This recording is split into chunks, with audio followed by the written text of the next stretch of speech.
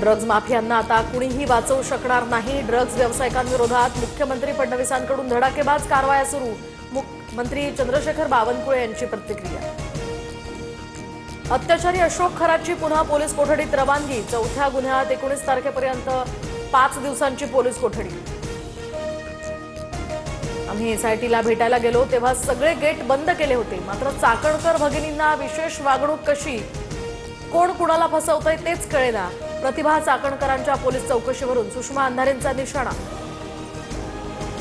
Bharat Ratna doctor Babasaheb Ambedkar यांच्या 135व्या जयंतीचा उत्साह। संसद भवन परिसरात पंतप्रधान मोदींकडून बाबासाहेबांना अभिवादन, तर देशभरातही आज विविध ठिकाणी विविध कार्यक्रमांचं आयोजन। मुख्यमंत्री आणि उपमुख्यमंत्र्यांसह राज्यपालांकडून चैत्यभूमीवर अभिवादन। दीक्षाभूमीसह चैत्यभूमी परिसर जनसागर या ठिकाणी उसळला। चैत्यभूमीवर हेलिकॉप्टरमधून पुष्पवृष्टी। त्र्यंबकेश्वर देवस्थानचा विश्वस्त पुरुषोत्तम कडलगला नाशिक पोलिसांकडून अटक। देवदर्शनाच्या नावाखाली भाविकांची आर्थिक लूट केल्याप्रकरणी ही मोठी कारवाई। भाविकांना मारहाण, दर्शनासाठी पैसे उकळण्याच्या तक्रारी होत्या। अकोल्याचे अतिरिक्त जिल्हाधिकारी प्रमोद गायकवाडांवर गुन्हा दाखल। गिट्टी आणि दगडखाणी सुरू ठेवण्यासाठी लाच मागितल्याची ऑडिओ क्लिप खाण मालकांकडून समोर।